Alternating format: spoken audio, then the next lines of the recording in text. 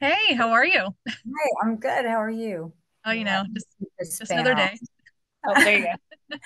I'm in my closet in the Senate built in the Senate Oh press my gallery. So my small little closet.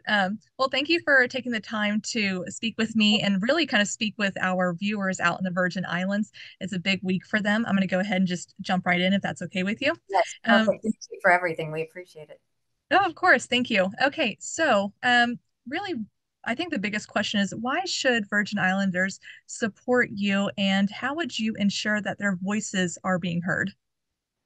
I think we have to look at the state of our country, right? We have 70% of Americans that don't want a Trump Biden rematch. The majority of Americans disapprove of Trump. The majority of Americans disapprove of Biden. You look at both of those men put us trillions of dollars in debt that our kids are never going to forgive them for. And then you look at the fact that we've got a country in disarray and a world on fire. And we're going to fall back on two candidates in their 80s, knowing that we need someone that can put in 8 years solid, disciplined, and get us back on track. I think, the biggest focus there is, I think, looking at that scenario. But then you go and you look at what's happened through this race. We had 14 people in this race. We've defeated a dozen of the fellas. I got one more fella I've got to catch up to. But look at what happened. I mean, we started at 2%, we ended with 20% in Iowa. Then we got 43% in New Hampshire.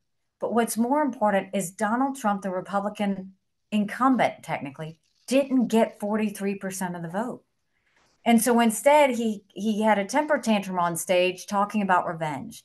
Then we hear him after a court case and he's talking about being a victim. And then he's saying anybody that supports me won't be part of his MAGA. You're running for president. This is a story of addition. This is about representing everybody and pulling people into our fold.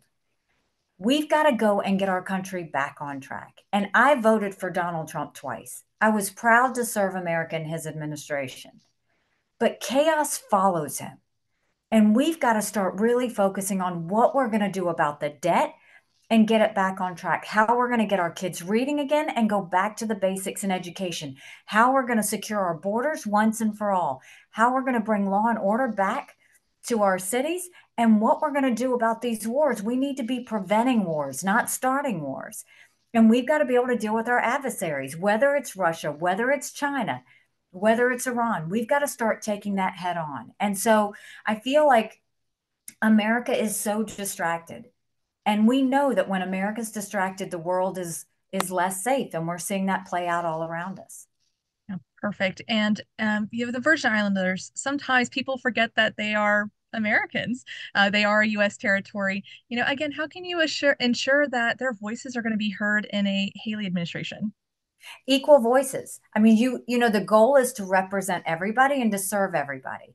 And it's making sure that everyone feels like they are equal in every aspect when it comes to our government. I think that's hugely important that they feel that, whether it's, how we're combating China, whether it's their infrastructure, whether it's any of the other services that government provides, whether it's freedom and making sure that they have as much economic freedom as they possibly can. I think that's the biggest part, is just knowing that we serve them too and that their voice matters just as much as anyone else's.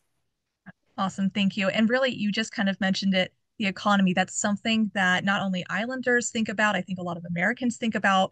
It's something that they worry probably a little too much about.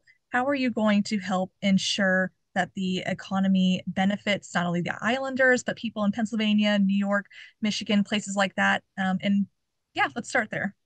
Well, first of all, I think we need an accountant in the White House to get this back on track. You look at the fact that we're $34 trillion in debt.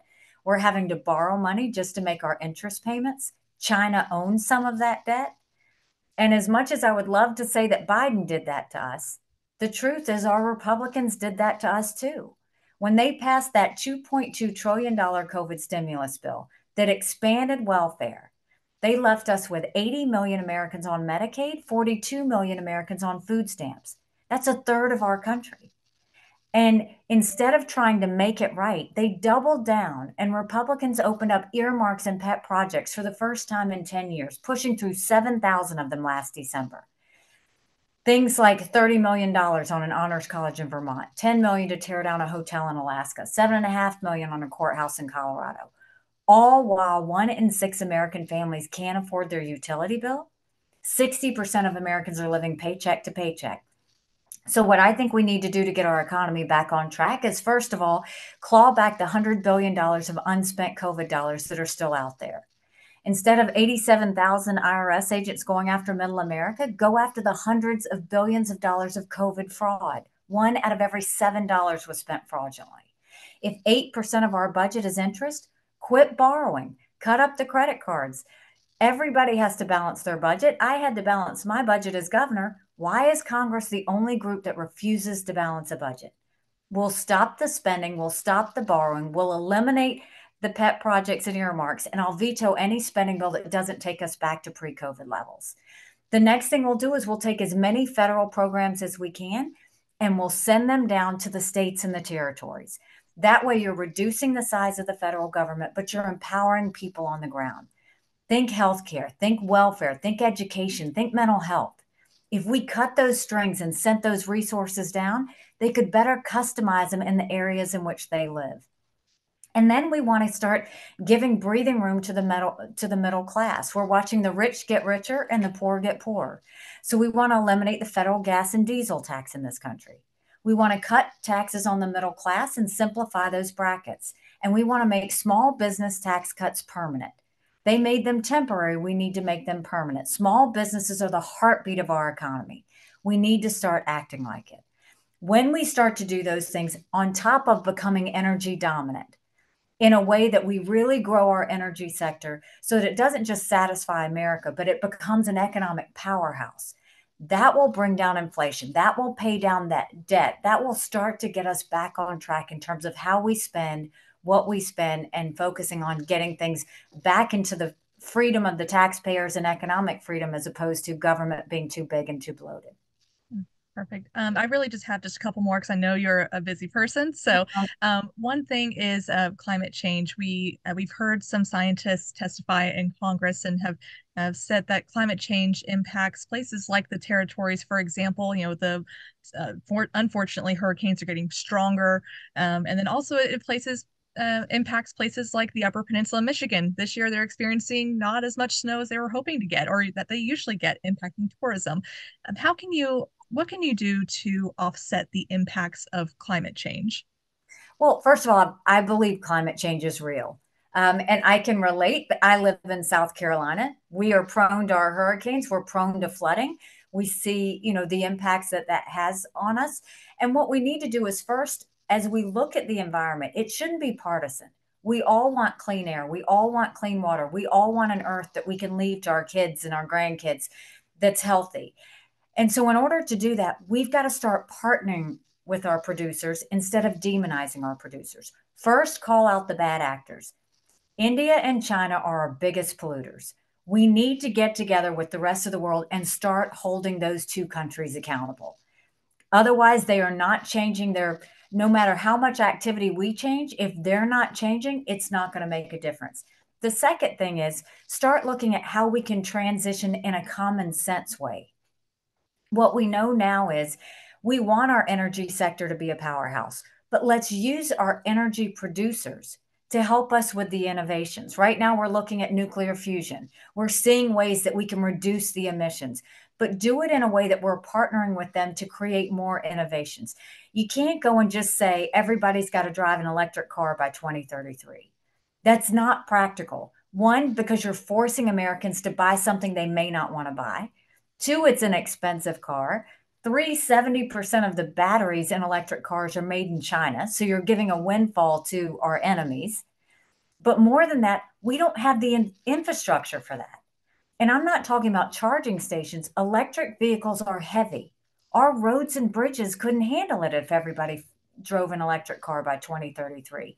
So instead of going from one extreme to the other, look at transitions in ways that are practical, that we can actually make a difference. Do it in a way that's not demonizing anybody, but unifying everybody in the fact that we can do this in a way that doesn't have to mandate and harm businesses or people, but it actually brings people together to say, how else can we make things better?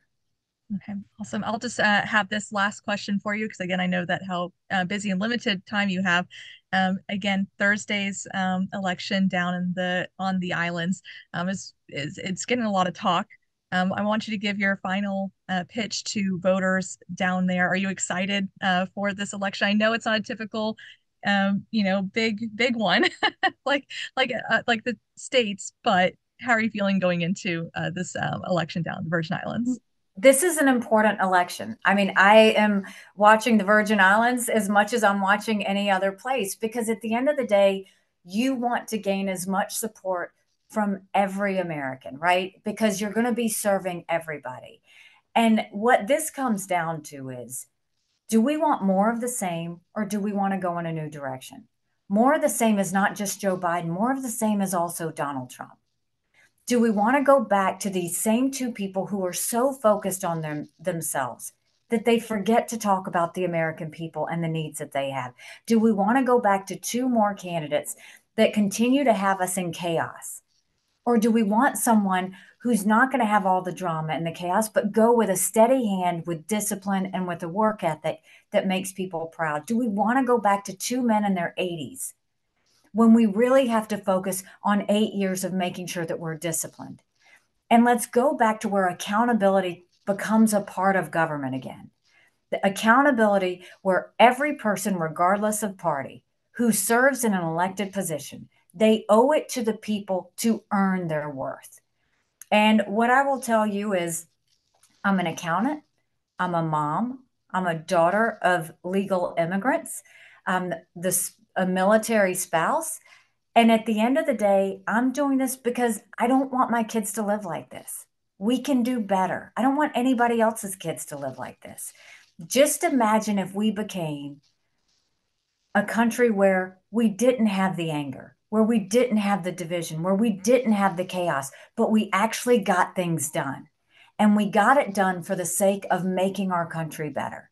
That's the goal. I just want to make America normal again. We want it working, we want it serving, and we want it to be normal. And if, everyone there will join with me in this movement, I promise you, I will spend every single day proving to you that you made the right decision. Awesome. I'm gonna go ahead and pause this.